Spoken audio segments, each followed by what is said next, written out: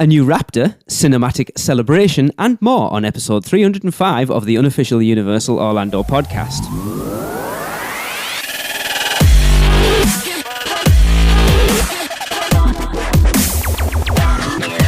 Hello everyone, I'm your host Lee, and I am currently watching the England game, so there might be some dodgy noises in the ear at the moment.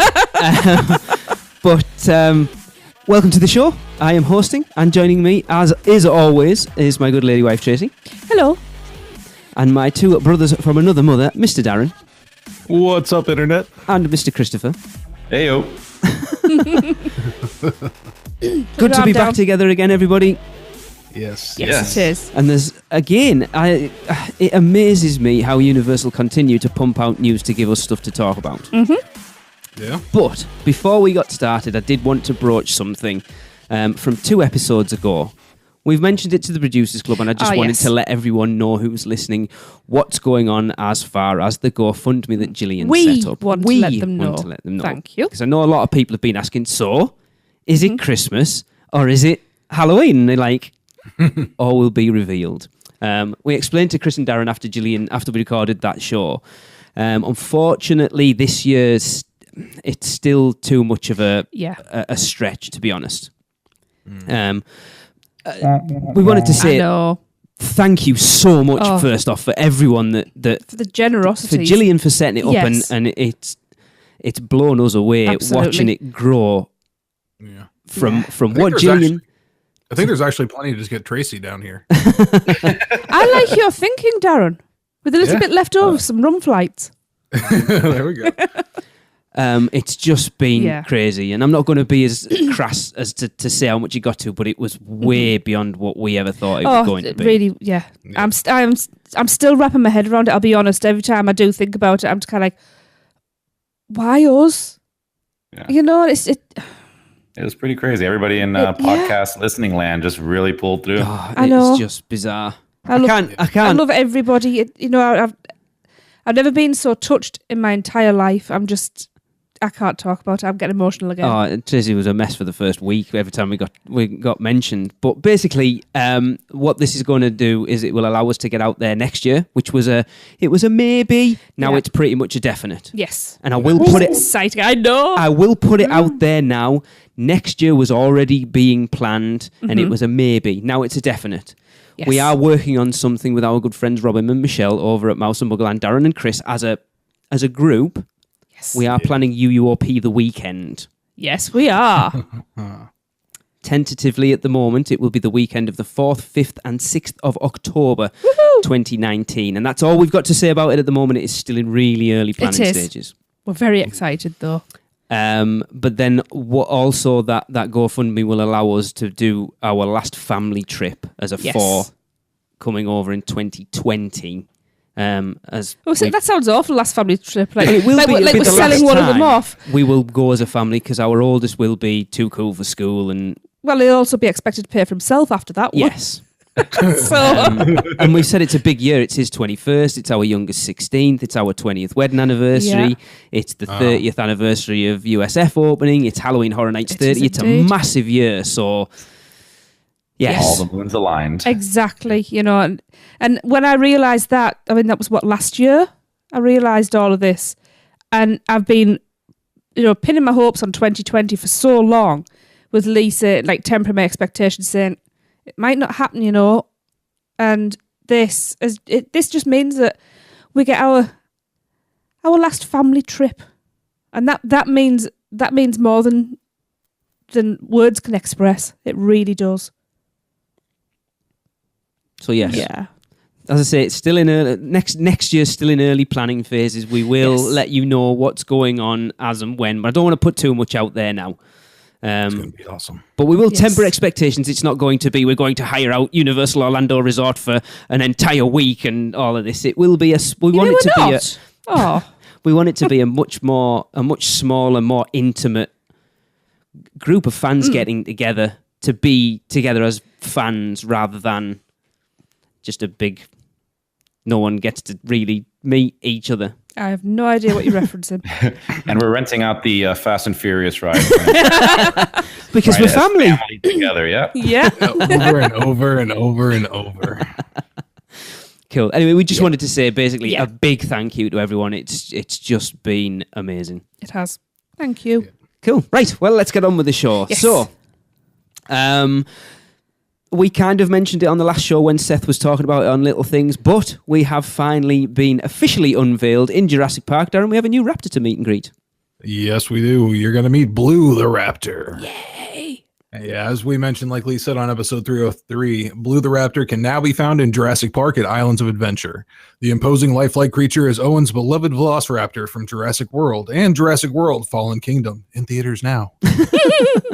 And was brought to life for the Raptor encounter, employing the exact computer-generated model and images used. Creator for the big screen, Blue is a welcome new addition to Raptor encounter. It really is cool looking. It's way more detailed than the other Raptor. Yeah, and she's feistier than all the others as well, I've noticed from what I've seen. Yeah. She gets right in people's faces. I love it. I mean, I've seen a few good videos already of people actually, well, not actually, because that means literally, of people very nearly wetting their pants. And I love it. Yeah, it's pretty intense. I think the other cool thing is that the eyes blink, right? Yes. Yes. I Yes. just said that last time. In fairness, it's a dinosaur. It's an animal, and eyes do blink. Of course. Yes. As it says here, I just want to read this because it just gives you a factoid about velociraptors. Oh. Velociraptors are intelligent and formidable hunters, and theme park guests are advised to approach them with caution. With their intimidating eye contact and ear-piercing screeches that reinforce predatory dominance, each raptor bears 56 razor-sharp, bone-crushing teeth and lunges forward with curved talons that extend up to 12 inches from their 18-inch-long feet. Towering 12 feet in height and 15 feet from tail to snout, the aggressive carnivores will each succumb to highly skilled handlers who adeptly guide them within feet of guests. Ooh. Or will they? Have either of you two seen Jurassic World Fallen Kingdom yet? No, I have not. So we do good. not have it here yet. Really? Oh, so we have got it early. Yeah, how Yeah, strange. you guys got it early, yeah. And other places got it even the week prior, I think. It's so good. We went Really to see good. it yesterday. It's excellent. Okay. Good. I had my expectations kind of on the fence, but No, it's good. I enjoyed it. It's definitely, it feels a good natural progression Yes. of Jurassic World. Good to hear. Sort of Yeah. retreading a bit of old ground, but feeling an entirely new movie in itself. Yeah.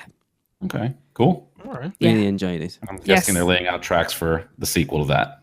Yes. Oh, yeah, definitely. I mean, we already know that, but Yeah. Yeah, we know it's going to be a trilogy, but yeah, definitely worth going out to see. Yeah. Our And there is a post-credit scene. Yes, for those who haven't gone. Yes, because we It's didn't miss literally it. about 10 seconds Doesn't long, matter, but there's- there is one. You paid to see it, you should stay. Yes. Right, we do not have a Which Voodoo Do You Do clip because I kind of ballsed up. Really? Yeah, we've got two, and I thought, anyway. But Darren, we still want people to get out there and send us their recordings in, so how can people do that? Yes, you can go out there, of course, and try your favorite donut. You know, don't try to fake it. We'll know. we have donut detectors. We're donut pros here. We'll know if you did it or not. You know, record us an MP3, however you can get it there, and send it to podcast@uuopodcast.com. Awesome. One So- day I will send one of those in. Next year, Yes. we'll do it live. yeah, I think we need to get bracelets made that say WVDYD, like it has here in the notes. Oh, I love that. I love it. Woofed. Cool. Right, moving on, we have another listener submitted segment. We have a SPEW, Chris. Yes. Hi there, Lee, Tracy, Darren, Chris, and all the wonderful producer club members. I was at Universal Orlando for a short 2-day vacation where we got to do the production tour, and our wonderful guide, Michael, didn't get to ride with us because it stopped. So he said to come back anytime, and I'll ride with you guys. Just ask, and I'll show you all the Easter eggs I didn't know. And the other was Taylor on the Virgo Mardi Gras float. She made my vacation by actually throwing beads with me. Awesome. Thank you guys for an amazing show. Keith. And that's from Keith Schussler. Awesome. That's really cool. Yeah. Yeah. We need to do the production tour when we come out. Yes, we do. I still need anybody out there needs to go and see if they can get on the forest tour at ET. That's the only I would one like to do that. I haven't heard anybody do. So I will comment on that. Okay. Last time we were there, I asked them, I've tried twice already. And I don't know if just people don't know or I don't know what it is. But when the last time I was there, I talked to the person getting off and I asked for the forest tour. And they said it's basically just walking through the forest, and nobody would go with me. I'm like, okay, thank you. Right. Yeah. Unless they didn't know. Maybe it's like some undercover tour that, like, the eldest of ET workers know. Yes, that's what it is. I was told by a friend of ours who works said attraction that you need to get someone who's worked there for a long time. Okay. We need to have a word with said friend for Yes, when we we do. come out next year. I feel a staff meeting coming on. Research. Yes. Yes. Cool. So, yeah. I think we're getting lacking on SPEW, so Tracy. We are, yes. We need your spews. And it doesn't matter how old they are. I mean, they can be real old. Yep, old and crusty. If it's something that happened 10 years ago and you can remember all the details and the person, let us know. Jot them down and, send them to us at podcast@uuopodcast.com. We look forward to them. Yep, and we will read them out on the show, of course. Absolutely. There's actually something I'm going to bring up quickly that isn't in the show notes. No, it's going off piste. Our good friend Alicia, who does our Rumour Mill episode, our segments and our blog posts, recently brought a patent to our attention for someone, see if I get this right, is it Fantastic Worlds? Fantastic Worlds, yeah. Where did I get Fantastic from? It's from Hanna-Barbera. And it seems to be, people believe that that's going to be the name for the third gate, Universal's Fantastic Worlds, which makes Down sense, with that. and I like it. It sounds pretty cool.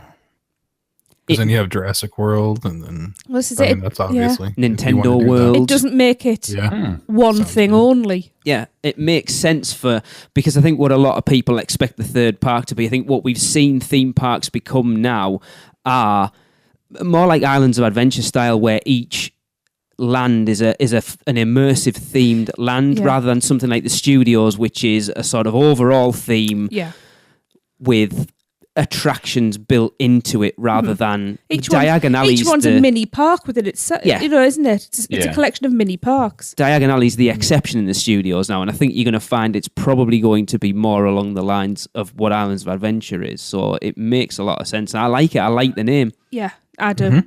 I'd like to see that as well because I like the flow of islands. Yeah. Just because they've patented that name doesn't mean they'll use it. No, they're very good at patenting lots of things that they don't use, just so nobody else can use them.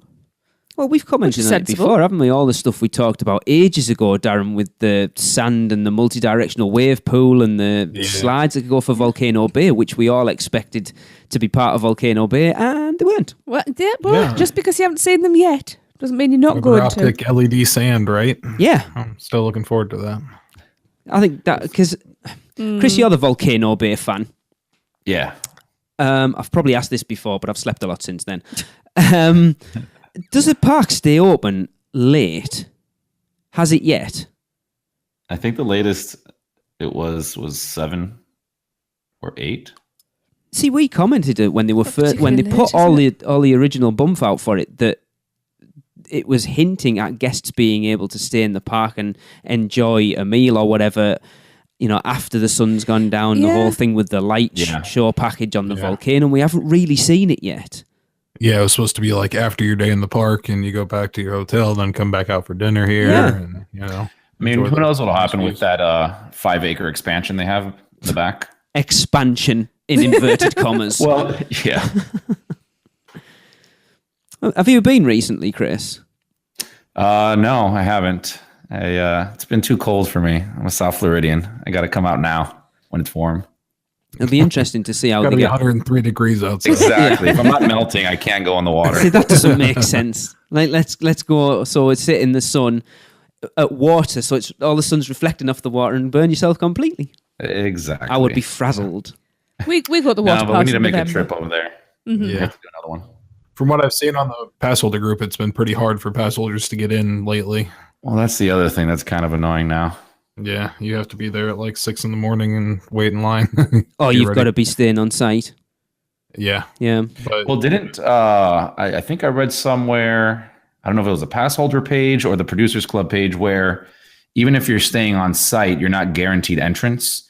The only way you're guaranteed entrance are if you have a ticket bought for that specific day, Right. individual, and or you have a cabana rented for the day. That makes sense. Yeah. And those are the only two ways. So pass holders don't technically have a guaranteed way in there. Yep, that is true. It's an awkward thing with it being such a small park that the capacity is low, and it was rammed to capacity most days of summer last year. Yeah. And it started pretty early this year. So so that's the thing. I think people, obviously last year it was a case of it's just open, so it's brand new. The novelty obviously hasn't worn off yet.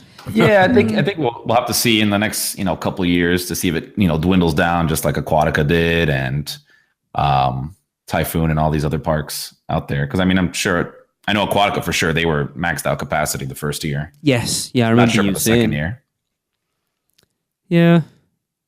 Interesting. But yes, Fantastic Worlds, I like it. Fantastic World. Fantastic. Why do I keep... It's because of Hanna-Barbera. Yeah. I keep wanting to say Fantastic. But you didn't even ever experience that. No, I know. Weirdo. I just can't get it out of my head because of next week's show, actually. And do you know what? When if they do use that name, people start using Fantastic. You'll be the first one to jump on them. Of course I will. It's fantastic. Come on. Right, moving on. We have. Let's go to. Did you know with Mouse and Muggle, and Tracy, you will like this one from Robin and Michelle. Hey, Michelle, did you know that the palm trees that are in Seuss Landing are actually survivors from Hurricane Andrew? I can, honest to God, say I did not know that. Yeah. So when you go into Seuss Landing, there's a lot of palm trees that are crooked and kind of wonky, going different directions.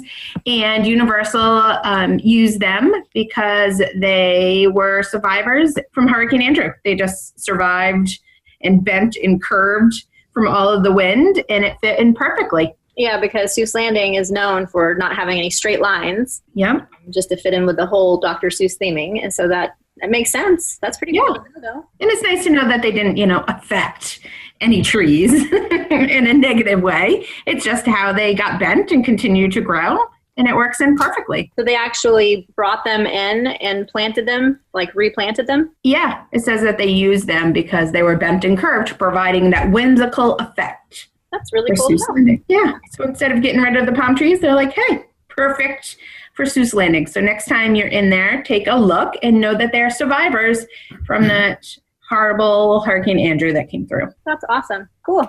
Awesome. Well, that's a nice and quick did you know from Mouse and Muggle Travel Company. When was Hurricane Andrew then?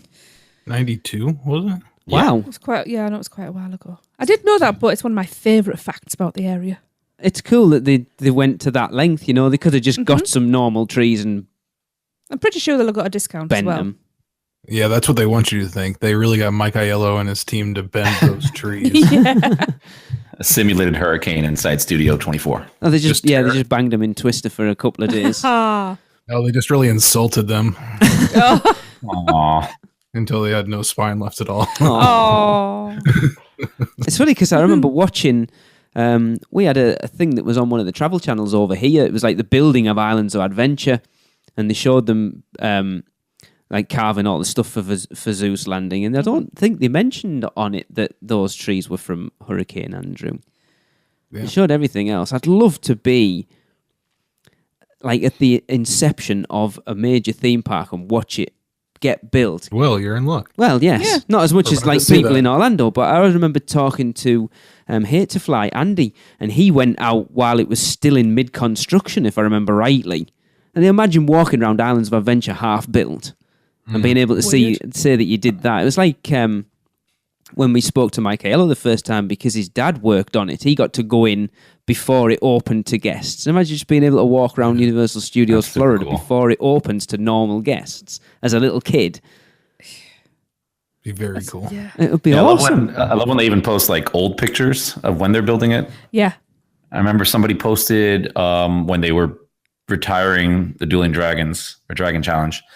Somebody put up pictures. I think they were one of the the people that worked on the construction of it. So they had a bunch of pictures that they took themselves showing half constructed tracks and just the land layout. Super cool. Wow. It's weird because obviously we're used to seeing construction in the theme parks now, but it's different seeing construction in an already built theme park compared to watching from the ground construction in a being constructed theme park as well. It's just it boggles my mind to try and imagine how much planning and work goes into making sure everything's exactly where it's supposed to be when you're building an entire park. You ever get, oh my God, that's 2 inches further right than it should be. It's going to throw the entire park out. Things like that happen. They have to pull things out, stanchions and stuff like that out, and Well, look at Rip Ride Rocket. Isn't that all in the wrong place? Yeah, but they didn't do it with that, did they? That's right, isn't it? I'm not imagining that. They said the lift hill was in the wrong place. Yep. So they just had to cut out the side of the building and put it through. That's why you won't ride it, is it, Darren? I'm not going on. I ain't going on no ride that's not in the right place. Amongst many other reasons. Cool. So, are you being there, Mr. D? Yeah. Mr. T. I was going to say that was a bad Mr. T impression. I know. That was a Mr. D impression. Cool, right. We're rattling through. For all there's plenty to talk about, I think it's going to end up being a short one. Slow down how fast you're speaking then. I'm trying to watch the football. We know. Yeah, he's like, gotta get this over with. So we will take a quick break while I watch this free kick and hear from Mouse and Muggle. Have you taken a stroll down Diagon Alley and visited Gringotts Bank? Grabbed a butterbeer and the 3 broomsticks after a long day touring Hogwarts Castle? No? Then what are you waiting for? Let our team of experts help make your dream a reality. At Mouse and Muggle Travel Company, we specialize in all things Universal Resort and promise to do our very best to put together a vacation package that fits your needs, wants, and budget. We specialize in Disney destinations as well. So, if you're ready to get started planning your next family vacation, let Mouse and Muggle Travel Company do all the hard work for you. Just visit us at mouseandmuggle.com to fill out a no-obligation quote request or send an email to info@mouseandmuggle.com. And remember, whether you're a mouse or a muggle, Mouse and Muggle Travel Company can help make your next vacation simply magical. Hello everyone, welcome back. Nothing happened with that free kick, and apparently I'm a minute and 40 behind her. So anyway, right. You're always behind me, do you? Going that could be misconstrued, by the way, dear. I will be now. Again, coming on to something that we kind of mentioned on episode 303 that was leaked at the time, we now have official confirmation of the new Lagoon show at Universal Studios Florida, Tracy. Yes, we do. So yes, starting this summer, Universal Orlando will take its nighttime Lagoon show to the next level in Universal Orlando's cinematic celebration. The all-new Lagoon show will give guests a brand new, awe-inspiring way to cap off their day in Universal Studios as they enjoy an epic cinema under the stars on select nights. Universal Orlando's cinematic spectacle... No, it's not. And that's the mistake everyone's going to make. Yes. Ooh. Universal Cinesphere 360. Universal Orlando's cinematic celebration will seamlessly blend fountain-based media, a variety of state-of-the-art technologies, and special effects in a whole new way. They also really like hyphens in this thing they've written. The show combines an all-new storyline with full panoramic water screens accented by additional multi-layer water screens, pyrotechnics, and, for the first time ever, more than 120 dancing fountains and projection mapping to transform the entire waterfront and surrounding buildings into a vivid celebration of epic movie moments and beloved characters. Awesome. And there's more. Guests will be able to enjoy Universal Orlando's cinematic celebration from an all-new dedicated viewing area designed specifically for the show, giving them prime viewing of the experience. Guests will witness moments from the Harry Potter series, conjured by way of spells. Jump in there. When we commented on this last time, we said that it was interesting that there was no mention of Harry Potter in that leaked stuff. Well, I guess we're getting it. They heard the show. Yeah. Ear-shattering roars from dinosaurs in Jurassic World. The adrenaline rush of speed from The Fast and the Furious. Mischief by the Minions from Illumination's Despicable Me. And more come to life right before their very eyes. All in the heart of the Universal Studios Florida Lagoon. I am excited for this. It sounds awesome. It does. The never-ending breadsticks from Olive Garden. That'd be good. It sounds really good. Obviously, I know, Darren, because you posted it in the group, but the fountains look really awesome. Yeah. Yeah, I'm wondering with that grid of fountains that they have in the projection mapping that they can do with 120 fountains. I wonder if you're going to see like actual like 3D kind of renderings going across. Yeah, with the multi-layered fountains, they said. Yeah, the picture that they show kind of shows that 3D look on the dinosaur. So Yeah, that's what I'm referring to. I hope that they actually like do that instead of it being like on just like a water screen. Yeah, it reminds me of what was the movie filming thing that Walt Disney patented with the multi-layer, so when you panned into something, stereoscopic, something like that, wasn't it? Yeah. So it was like 3 different levels. So the moon, when you zoomed in, the moon didn't get bigger; it stayed where it should be. Yes, yeah. It reminds me of that. Mm-hmm. But it's they're finally going all out. Cinematic Spectacular was all right. As we've already found out tonight, I think a lot of people are going to make that mistake that they're going to say Cinematic Spectacular because it's not a million miles away. Yeah. We're so used to saying it. The projection mapping on the buildings. Tracy and I finally watched the parade from Japan. Oh, wow. Oh my God, it is amazing. Yeah. Absolutely stunning. Just, we need something like that in Orlando, but I'd settle for this. Yeah. Now, one of the interesting things I heard there was that the prime seating area over at, I guess, Central Park, right? Yes. Mm-hmm. So I'm wondering if you're going to get a good view of everything from all around the lagoon like you used to be able to before? Or are people going to be scrunched down to that one little area? I think if I remember Interesting. rightly, Darren, when you read the stuff out last time, it specifically stated that people would be able to get a view from all around the That lagoon. rings a bell, yeah. Yeah. Hopefully, because that's just lagoon's like a nice little spot that you don't have to scrunch into one little area. Yeah. You just got the whole lagoon, go around it. That's it. And that's the thing. I know when we watched Cinematic Spectacular twice in 2013, was it 2013? Yeah, 2013 when we were over Central Park was where we watched it from. Up on the rocks. Now I wonder if that seating area will be. How are they going to seat that? Because I assume it's not going to be massive. It's not going to hold like 1,000 people.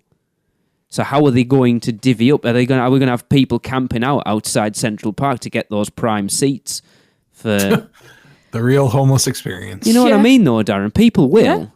Yeah. Just definitely. because Universal have put it out and said this is the location you want to view this from, and if it's obviously going to be limited capacity, people will be camping out for them. Mm-hmm. Yeah. Or will it be, I don't know, maybe a perk Maybe of booking a restaurant somewhere? Oh, yeah, maybe that. Maybe you will book it ahead of time in the app. Yeah. Well, that used to the restaurant. What is it? Lombards, yeah, because they do that little nighttime, or they did that nighttime special, right? Where you'd sit there and you get a glass of champagne or desserts or something. Yeah. Don't get caught in the spray. Right, you should. I think it's ideal for some. Yeah, because if the wind was blowing the wrong way, you got soaked. Because you look at like at Hollywood Studios, the Disney do it for Fantasmic. That if you book, you can do it for lunch or for dinner at sort of 2 or 3 different restaurants. They give you priority seating for Fantasmic, and apparently the priority seating for Fantasmic as part of that dinner package is horrendous, but it's apparently not a good space for it. Fabulous. But they could do something like that. It's a way of filling restaurants up. As long as it's not an upcharge. But then, as we'll hear in Seth's segment, and I agree with him, that a lot of the restaurants tend to close down before the end of the park hours. Yeah. Don't know if this will change or not with this. I doubt it. I hope so. Should take advantage of it. Like we said, they can do totally. If you tell people if you book in Lombards or Finnegan's or somewhere, where else we looking? I'm trying to think. There isn't a massive amount of sit-down restaurants in that park, actually, is there? No. No, I mean, Is that it? You got Mel's, but that's still fast food with seating. I think Fast Food Boulevard isn't. Leaky Cauldron isn't really. Is that it? Only 2. Louis, is that fast? I've never been in, so I don't know. Yeah, Louis is like fast pizza. All right, then Lombard's and Finnegan's it is then. Wow. That if you book a table in there for lunch or dinner, that you get priority access to that seating.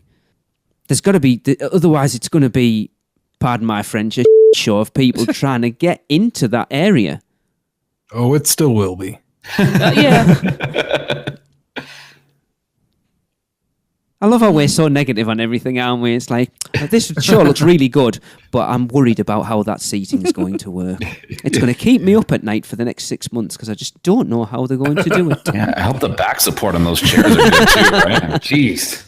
You see, I don't call it negative. I call it tempering expectations. I think it's just Because then it could only be better. going in 4-1, isn't it, that you might not get those seats because if it is first come, first serve, it'll be horrendous. I mean, how many do you reckon it's going to be seating? Because it's not a huge area. You can't really tell at the moment because the construction they haven't really started putting seats in, but I wouldn't imagine it'd be huge. Isn't it bleacher style? Anybody? Are the seats in there already? I haven't seen anything online. It was all covered up when I watched the last Tim Tracker video when he went there. Yeah, we only watched one. Unless I've just yesterday. seen like whatever, like dugout ready for them. I can't remember. I've seen metal work. I'm pretty sure. It's been dug, but I mean, I haven't seen any seats out there. No, but I can't imagine it's going to take a huge amount of people. So it's going to be bleacher style, isn't it? Yeah. So you're looking at what, 100, 150 people? Depends how Maybe high. tops. They make the chairs a little bit inconspicuous because I mean you don't want to mess up the view from the other side of the lake. No, either. that's a good point. I'm expecting just to be literally metal benches. From metal. I hope not. That's what I'm expecting. No, I never thought about that. It's easy to clean, isn't it? Yep. Unless they cover them over with some like let's face grass it. tarps. Let's face it. If you have plastic chairs, there are people, and people break things. That's why we can't have nice things. Exactly. You know, so We're really nerdy theme park fans. Well, They're no. just thinking, how awesome is this new lagoon show going to be? And we're like, what are the seats going to be like? well, another reason I'm thinking of like plastic. If it was like plastic chair type, I don't think it'll be individual chairs. No, but if it was like bench with the seats on them, again, that's something. You mean like football seating? Yes, that's something that can be broken, as I've said, but also then could injure somebody. That's why I'm thinking plain, it simple probably will be. metal, because Like the Sinbad seats. yeah, there's very little can. Probably backless. Yeah, Fear factor. That fun just stuff. benches. Like everything there really when you look at animal actors as well. simple, it does a job. But the show sounds awesome. Oh, it does. Those are covered throughout the day. All right. Metal throughout the day would be. Ooh. Oh God, yeah, that's a good Wow, point. yeah. It'd burn your ass on a night, yeah. No thanks. Fresh bacon. That's how they'll discourage people from sitting there. The people that do it just have sheer determination. They're like, oh God. But yeah, it looks good. I'm glad that we're getting something Harry Potter outside of the Harry Potter areas. You know, we've talked before how Japan seems to be getting, you know, the like Halloween Horror Nighty stuff and all this other stuff that's not necessarily tied to the Wizarding World areas, that we're finally getting something that's stepping away from being specifically for those areas and part of something else. Yeah.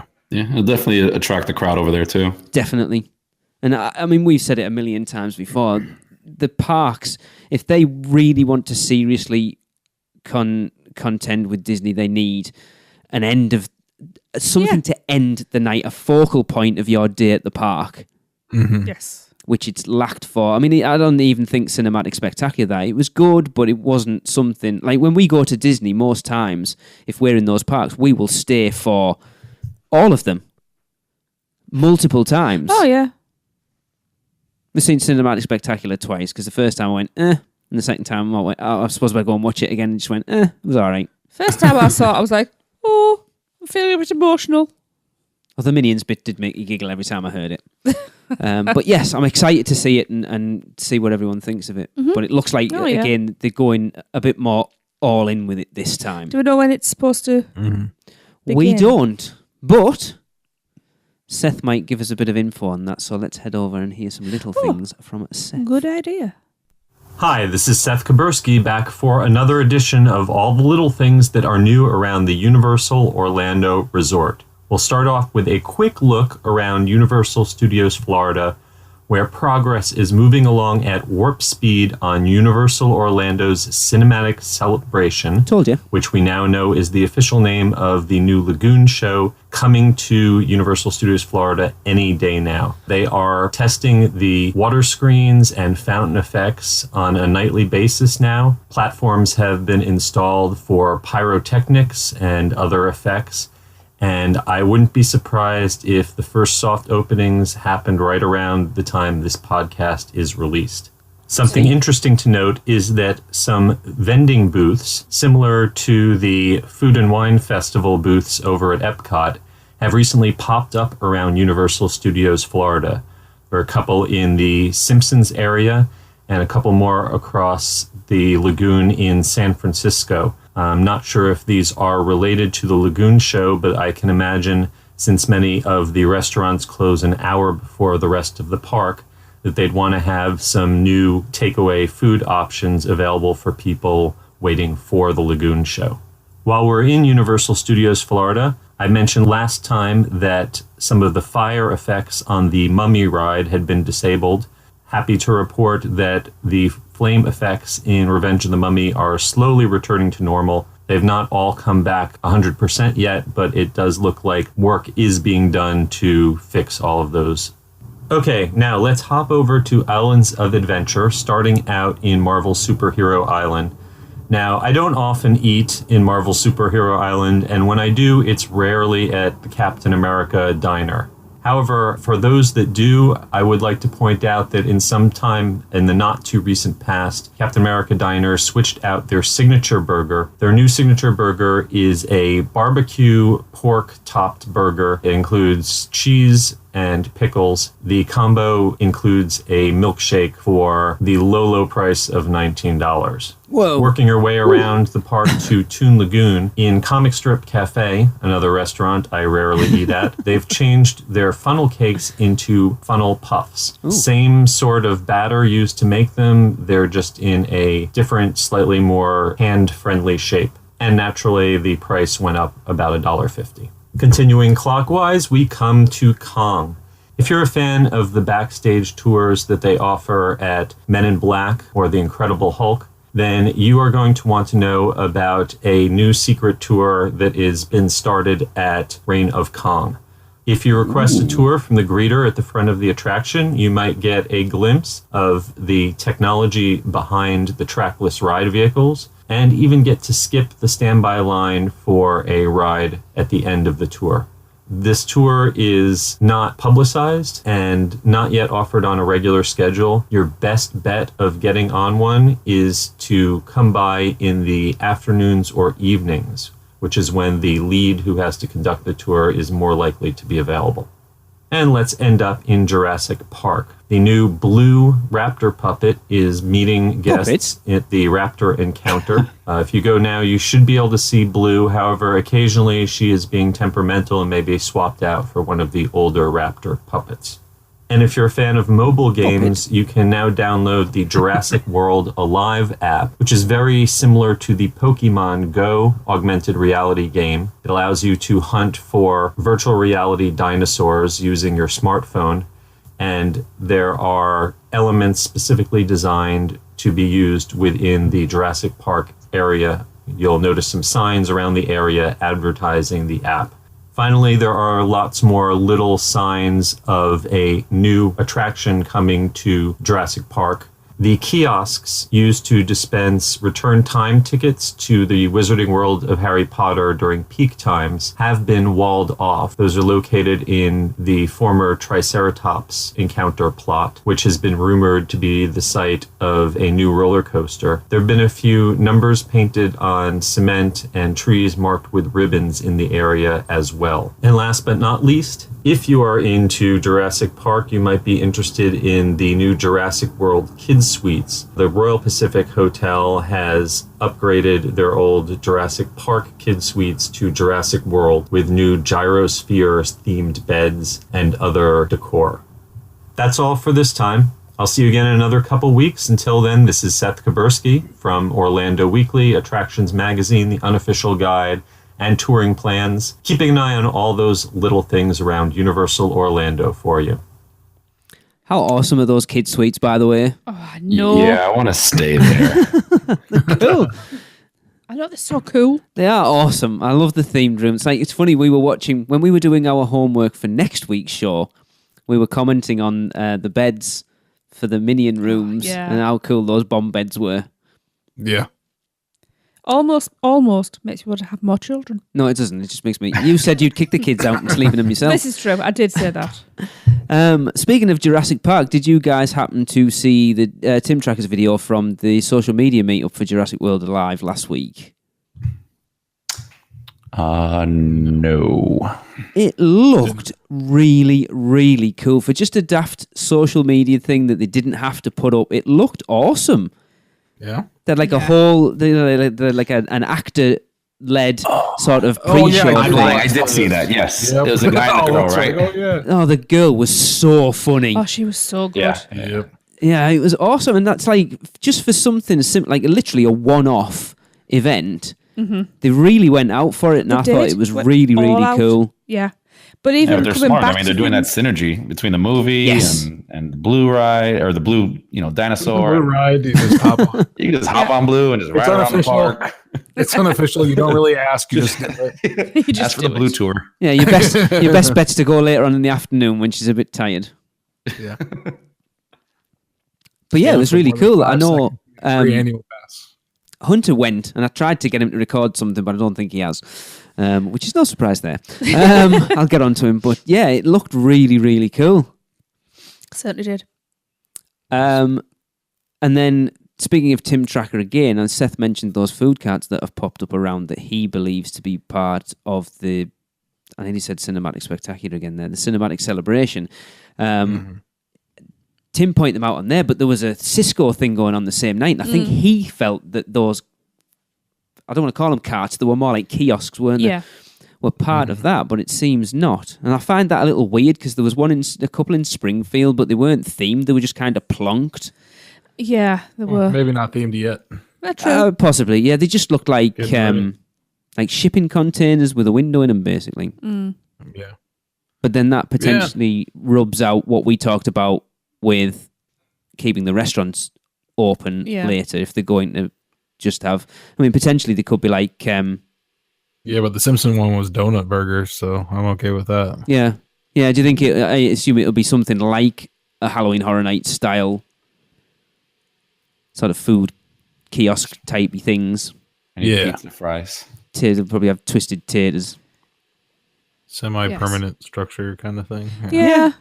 But it makes sense because I know a lot of people complained about Cinematic Spectacular when it first started, that people like to get food and drink and sort of get settled for half an hour or so before it starts and just enjoy being in the park, not rushing around, enjoying, the park after the sun's gone down. And they couldn't get anything because there's nowhere open.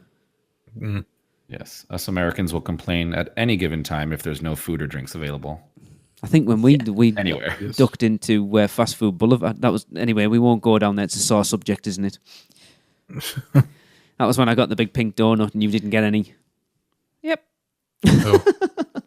Yep. Just because I wasn't hungry, he didn't think to save any. Oh, it would have been stale by the next day.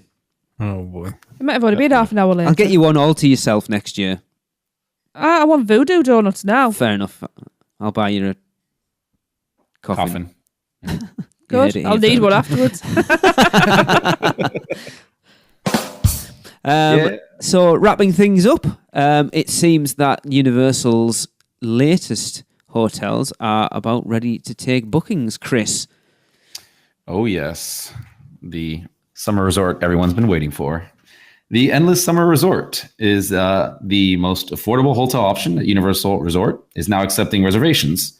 Opening in August 2019, Universal's Endless Summer Resort, Surfside Inn and Suites will be the first hotel in the destination's new value hotel category, with rates starting at less than $100 per night. It will offer a hotel option for families looking for theme park thrills, exclusive benefits, and a seamless Universal Orlando vacation experience at the destination's most affordable rates. Brought to life by the award-winning Universal Creative Team, Surfside Inn and Suites will offer nightly rates starting at just $73 for a 7-night stay and $85 per night for a 4-night stay in a standard room. The hotel will feature 390 two-bedroom suites that sleep 6 and start as low as $111 per night for a 7-night stay. Guests at Surfside Inn and Suites can take advantage of exclusive Universal Orlando hotel benefits to enjoy an epic vacation, including early park admission, allowing them to breeze into one of Universal Orlando's 3 amazing theme parks an hour before everyone else. Complimentary shuttle bus transportation to and from the theme parks and Universal City Walk, destination-wide charging privileges with their room key, complimentary delivery of merchandise purchased throughout the resort to their hotel, and families needing a bit more room will find it easy to relax in the spacious 2-bedroom suites, which sleep 6 comfortably and feature a kitchenette and a separate bath and vanity area. It's the perfect home base for families of any size to experience all that Universal Orlando has to offer. And if you've seen the pictures that they put out accompanying this, they actually look really, really nice. Yeah, the rooms are really cool. Yeah, I was actually quite surprised. Like those 2-bedroom ones look gorgeous. Mm-hmm. Oh, they do. Yeah, it's like a slightly less retro Cabana Bay. Yeah. I'm not one usually for like that contemporary type of look, but it just looked so fresh and clean. And and I was like, oh, yes, please. And That starting reminds me a little bit like the Keys. Yeah, Right. Florida. Yeah. certainly. It's one of those things that those prices, that I think those prices are going to throw the cat amongst the pigeons as far as the hotels on I Drive that are in and around that area, because I think the comparative and competitive, especially if you're looking at needing a room that's for bigger families like us. When we came over last time and the time before, with our kids being sort of 5 years in between them, they don't want to be sharing a bunk bed together, and they don't really want to be sharing a room together, but you can. And there's on I Drive at that end near Universal, there's not a lot of options as far as having like a room with 2 bedrooms. And this is going to be another option there, and they're cheap. Yeah. I think this will go down a storm with the people from the UK coming over. I think that's what you'll probably end up finding, that hotel will predominantly be full of Brits. Quite probably, yeah. Because I think one of the biggest bonuses I think for that resort is the complimentary delivery of your merchandise. Because you think normally who cares? We'll collect it at the end of the day. I'm not that bothered. But if you potentially shuttling, that sounds weird, shuttling over from the park to your hotel to not have to carry all that crap with you and get it delivered over there, I think is a godsend. Yeah. If you've bought a lot of crap. Yep. But no, I'm impressed with it. And then, the big advantage they have over the rest of the hotels there is constant throughout the day shuttles back and forth to the parks, because at the other hotels, you'll get that once a day. You can leave at a certain time and come back at a certain time, and that certain time is usually way before the parks close. So, and there are always times that you never want to go. Yeah.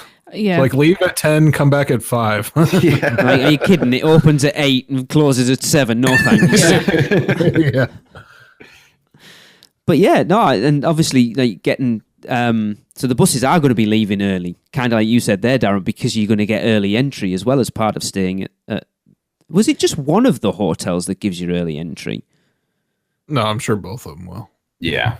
Because it says guests at the Surfside Inn and Suites can take advantage of exclusive Universal Orlando hotel benefits, but it didn't mention the other one.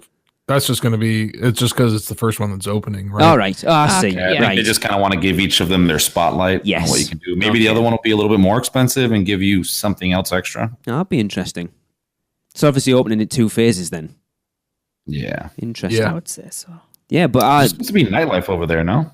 Weren't they building something else? Or I think there was rumours, but I don't think they did. Mm-hmm. See, it'd be interesting to see how late the shuttle buses run for people potentially wanting to come out of the parks and go and catch a movie or go and play mini golf or just have a meal and a chill out or even go to the clubs. You know, I wonder how late those buses will run. Does anyone know how late the buses at Disney run? I don't know Disney, but I'm going to guess they'll run till 2 a.m. because Cabana Bay buses run all the way until the end of the night. Okay. So they'll probably follow that same strategy. That's good. Because they're going to want people to go out there for dinner if they want to go or spend more money. So you got to think, just makes sense at all times. Yeah, think about horror nights as well. Yeah, of course. Because a lot of people come up to stay for horror nights and probably stay there because it's cheap. And I'll be honest, we're actually hoping when we come over next year to stay on site for the whole thing. But I think when we go out as a family, it's definitely something I will consider. Oh yeah. Yeah, without a doubt. Because I like the look of it. I know we've. Well, that works out perfectly because the three of you can be there, and I'll just wave at you from Portofino. I don't think so. Oh yeah. You'll be sharing little boats out there, sharing a room with Michelle and Robin, won't you? Yeah.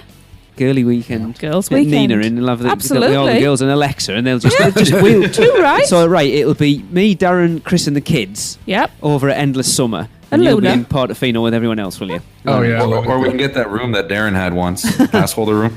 Oh, the dungeon. Yeah, Dungeon room, yes. the broom closet. Too much for us. Sorry. Monumental movie land, isn't it, Darren? Yeah, we're gonna be stuck there. Free humidifier in every room. I mean, dehumidifier. Cool. Right. Well, unless anyone else has got anything else to bring up, Nope. I think we've chewed the fat quite a bit and covered everything that's kind of new at the moment. Yeah. You're right. So we'll wrap it up. That is episode 305 of the Unofficial Universal Orlando podcast. So for Tracy, Darren, Chris, and myself, we will see you back here next week. Cut. Print. That's a wrap for another episode of the Unofficial Universal Orlando podcast. Never miss a show by subscribing on Apple Podcasts and leave us a rating and review while you're there. Not an Apple user? You can listen on Stitcher, Spotify, YouTube, iHeartRadio, or your podcatcher of choice. Email us any questions or comments to podcast@uuopodcast.com. Follow us on Facebook, Twitter, Google+, YouTube, Instagram, and Pinterest. Just search UUO Podcast. Keep up with the latest news, rumors, and updates on our blog at uuopodcast.com. Thanks for listening. See you next week.